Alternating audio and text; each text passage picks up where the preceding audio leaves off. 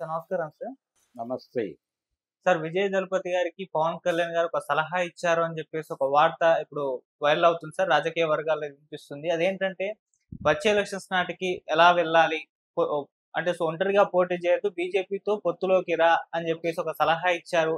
అదే నీకు మేలు చేస్తుందని చెప్పేసి చెప్పారని చెప్పేసి ఒక వార్త అయితే వైరల్ అవుతుంది. మరి ఈ వార్తలు నిజమెంతుందో తెలీదు గానీ బాగా మాత్రం సర్క్యులేట్ అవుతుంది. మరి సలహా ఇచ్చుంటారా? దీనికి సంబంధించి మీరేం చెప్పగలరు సార్? అంటే పవన్ కళ్యాణ్ విజయ్‌తో ఈ సలహా చెప్పే అవకాశం ఉంది అని హ్మ్. విజయ్ పార్టీ పెట్టిన కొత్తలోనే మనం మాట్లాడుకున్నాం. ఓకే. అంటే పవన్ కళ్యాణ్ ఇమేజ్‌ని తమిళనాడు ఎన్నికల్లో కూడా వాడుకోవాలి అని భారతీయ జనతా పార్టీ భావిస్తోంది. హ్మ్. అందులో భాగంగానే ఆ మధ్య ఆయన మురుగన్‌కి సంబంధించిన ఒక ఈవెంట్‌లో ఈయనతో మాట్లాడించటం చూసాం మనం. అవును. అలాగే ఈయన కూడా ఈ మధ్య తరచూ చెన్నై కబుర్లు, హ్మ్. చెన్నై జ్ఞాపకాలు నెమరేసుకుంటూ ముందుకెళ్తున్నాడు హ్మ్. పవన్ కళ్యాణ్. హ్మ్. ఈ ప్రయాణంలో ఆయన విజయ్‌తో మాట్లాడటానికి ఆయనకుండే యాక్సెస్ ఆయనకుంటుంది.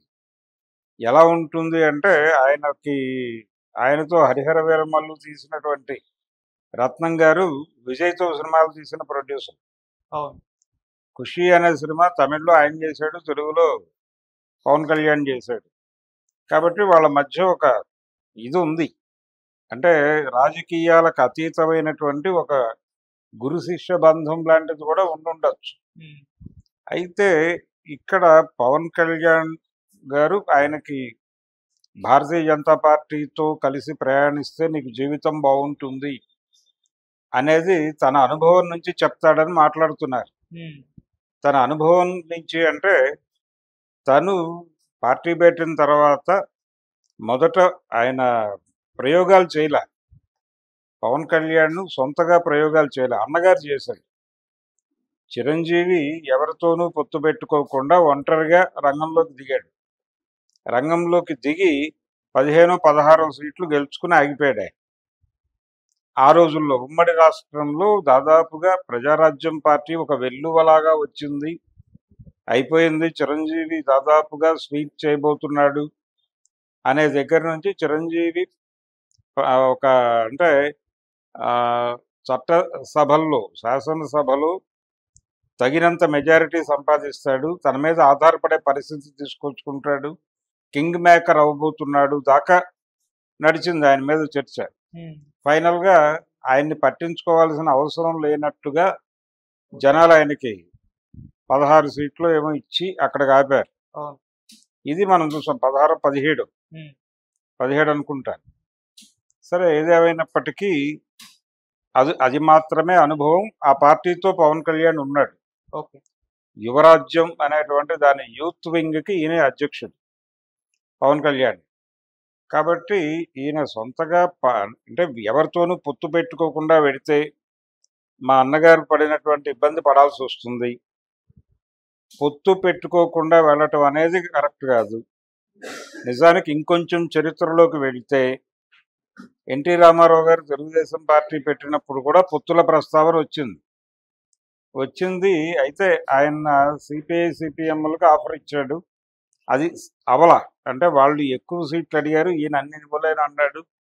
వాళ్ళు కొంచెం అత్యాశకి వెళ్ళారు అని అనలేం కానీ ఎన్టీఆర్ని అంచనా కట్టడంలో విఫలమై ఎక్కువ సీట్లు ఇవ్వటం ద్వారా నీకే లాభం అని చెప్పారు ఆయన.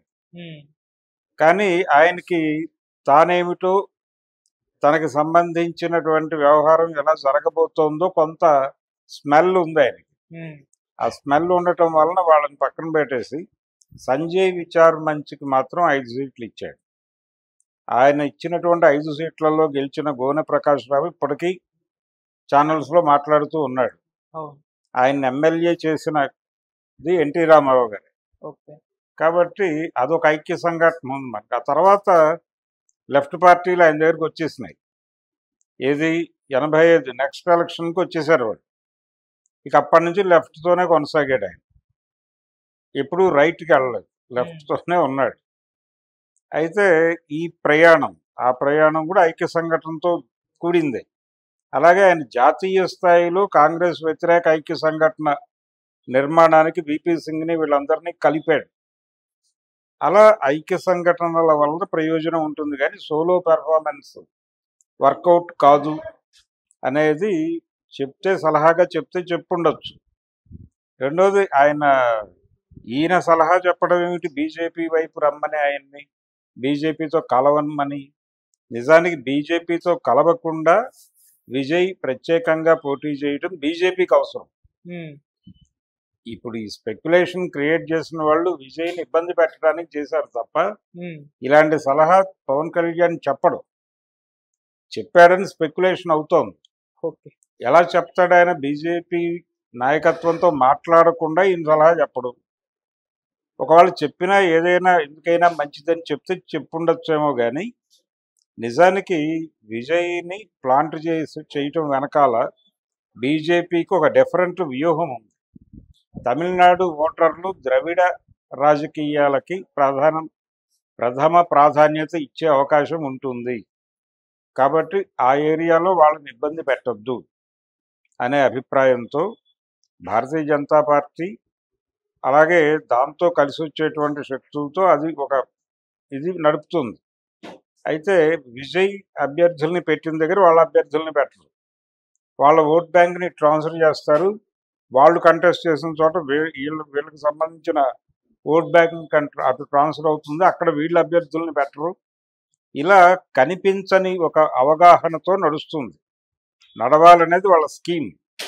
అలా నడిచి ఈ ద్రవిడ ఫీలింగు వర్కౌట్ అయ్యి స్టాలిన్ని కాదని విజయ్ వైపు గనక ఓటర్ టర్న్ అయితే తద్వారా స్టాలిన్ గవర్నమెంట్కి ఫుల్ స్టాప్ పెట్టి తమిళనాడుని తన కంట్రోల్లోకి తీసుకోవాలి అనేది వారి వ్యూహం. ఆ వ్యూహంలో భాగంగానే విజయ్ని ప్లాన్ చేయటం జరిగింది.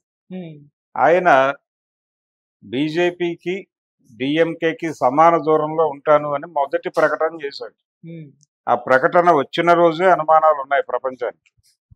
అలాగే ఆ రోజునే ఈ మాట కూడా దొర్లింది, పవన్ కళ్యాణ్ చిరంజీవి వీళ్ళతో మాట్లాడించడం ద్వారా విజయ్ని కంట్రోల్లోకి తీసుకుంటారు అని. అది మనం మాట్లాడుకున్నాం ఆ రోజుల్లో. అది జరిగే ఛాన్స్ ఉంది, జరగదని నేను అంటం లేదు. కానీ ఆయన బయట ఉండటం వల్ల బీజేపీకి ఎక్కువ ప్రయోజనం, అదే బీజేపీ ఆశిస్తోందని నేను నమ్ముతున్నాను. ఎందుకంటే ఆయన పదే పదే చెప్తున్నాడు, నేను బీజేపీతో కలవను, డిఎంకేతో కలవను. పైగా దానికంటే ఒక అడుగు ముందుకేసి ఇలాంటి అనుమానాలు వస్తున్నాయి ప్రపంచానికి అని ఇంకొక దారుణమైన స్టేట్మెంట్ ఇచ్చాడు ఆయన. బీజేపీకి డిఎంకేకి ఒక అజ్ఞాత సంబంధం ఉంది అన్నాడు. అజ్ఞాత సంబంధం ఉంది, వాళ్ళు కనిపించకుండా రాత్రిపూట హాట్ లైన్లో మాట్లాడుకుంటారు అమిత్ షా స్టాలిన్ అని చెప్పాడు కదా. అది చెప్పడం కూడా తనని తాను నేను ఎవరితోనూ పొత్తు పెట్టుకోనని చెప్తున్నటువంటి విజయ్ ఈ మధ్య రీసెంట్గా ఆయన ఒక మాట అన్నాడు, నిన్న మొన్న ఏడీఎంకేలో స్ప్లిట్ అయిపోయినటువంటి గ్రూప్స్తో అందులో ఒకదాంతో కలిసి ట్రావెల్ అయ్యే ఛాన్సెస్ ఉన్నాయి అని. అది శశికళ వర్గమా లేకపోతే మరొక వర్గమా అనేది క్లారిటీ ఇవ్వలేదు. కానీ ఏడీఎంకే స్ప్లిట్ గ్రూప్స్తో ఎవరితోనో ఆయన కలిసే ఛాన్స్ ఉందనేది ఒక ఇండికేషన్ అయితే ఇచ్చారు మార్కెట్లోకి. మేబీ వాళ్ళతో కలవచ్చు. అసలు ఏడీఎంకేలో చీలిపోయిన ముక్కలు అన్నిటి వెనకాల బీజేపీ ఉంది కాబట్టి అది కూడా బీజేపీ స్కీమ్లో భాగంగానే చెప్పుండొచ్చు. వాళ్ళు తమ పార్టీ మీద వ్యతిరేకత ఉంది అనే ఉద్దేశం కాదు, వాళ్ళకి తెలుసు, వాళ్ళ లెక్కలు వాళ్ళకు ఉన్నాయి, ఓటర్ సెంటిమెంట్ ఏంటో తెలుసు. కాబట్టి సెంటిమెంట్ని దెబ్బ కొట్టకూడదు. అందుకని ద్రవిడ సెంటిమెంట్ ప్రకారం విజయ్ కరెక్ట్.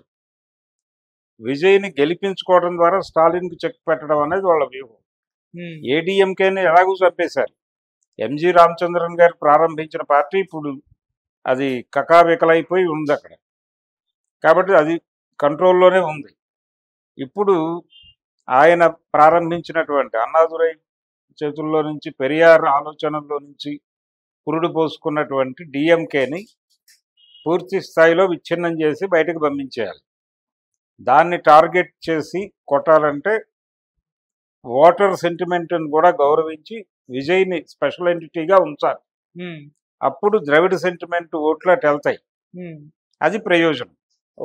అలాగే విజయ్ కంటెస్ట్ చేసిన చోట వీళ్ళు నిలబెట్టరు, వీళ్ళు కంటెస్ట్ చేసిన తర్వాత వీళ్ళు కంటెస్ట్ చేసిన దగ్గర వాళ్ళు బెటరు. ఇలా ఒక ప్రపంచానికి తెలియని ఒక పోల్ అవగాహన నడుస్తుంది.